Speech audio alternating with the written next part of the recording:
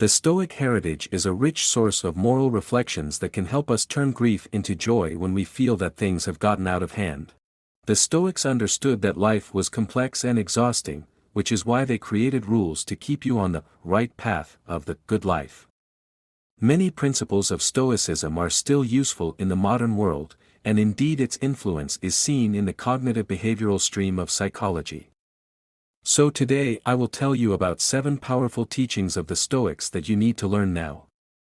The theory of ideas. Ideas are essences, that is, what makes a thing what it is, the determination itself of each thing. The idea of beauty is that by which things are beautiful. The sensible world, on the contrary, is mutable. It is the place of birth and corruption, of becoming. It is the world of contingency, of change. Ideas exist transcendently. They are substances separated from the objects that we perceive sensorially. Writing a diary, this habit and one that the Stoics considered more important, dedicating time each day to reflect in writing, is a good habit, which helps to reflect on the actions of each day and to be more vigilant with ourselves. It is not worth grieving for what does not depend on us. For the Stoics, human beings are as impeded as Othello and Oedipus to prevent misfortune, but not to foresee it or to prevent its attack against our spirit. In his Enchiridion, Epictetus went so far as to affirm that, despite the fundamental predetermination of human life that Zeno theorized, there are still vital events that do depend on us, such as the general state of our spirit, judgment, desire, aversion and the full range of our emotions.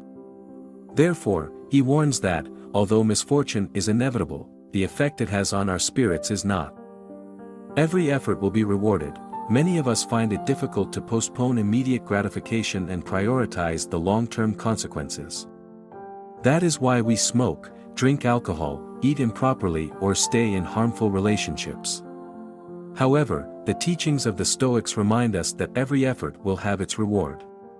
When we propose something and we remain constant in its fulfillment, at the beginning it may be hard and demotivating. The present is the only thing we can lose, because it is our only possession. In his influential meditations, Marcus Aurelius also writes that, from the point of view of divine eternity, everything presents itself with the same countenance, that is, death always occurs and life breaks through, catastrophes occur, and days they are renewed, misery and joy are interpolated, so that there is no reason for grief to come unexpectedly.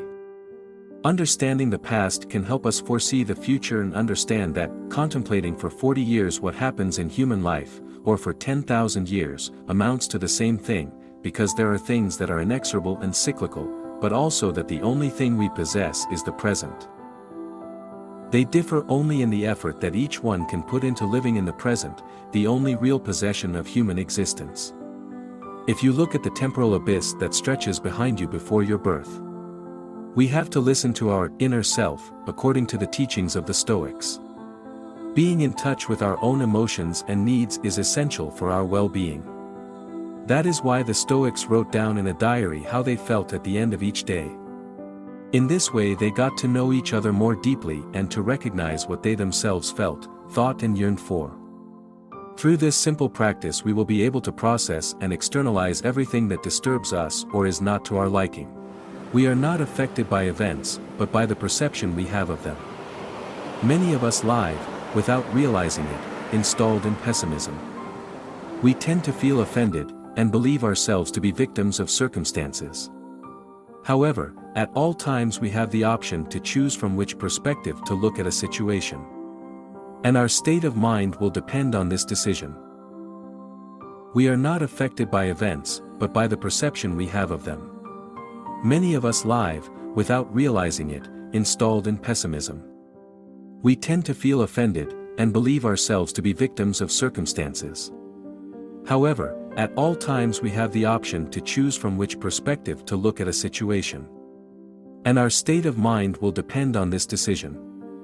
It is not what happens that affects us, but how we look at what happens. And finally, to culminate with these powerful teachings, one last plus to become a true Stoic according to the oldest Stoics. Shipwrecked to sail happily. Diogenes Laertius also relates that Zeno of Citium, the founder of Stoicism, was a prosperous merchant until he was 30 years old, when he was shipwrecked near Piraeus, in southwestern Greece, and that there he met a bookseller who lent him a work by the historian Xenophon that fascinated him. After finishing it, Zeno asked the bookseller where he could find virtuous men like the ones described in the book, and he replied that he should follow a man who was passing in front of them at that moment. It was Crates, a cynical philosopher who had donated all his patrimony to his fellow citizens to dedicate the rest of his life to the cultivation of virtue. And here comes this video. I hope you liked it and it helped understand your place in the world, face adversity, make better use of time, control emotions, and guide ourselves in our relationships with others. His ideas can ultimately guide us in our search for one more existence. We don't see the next one.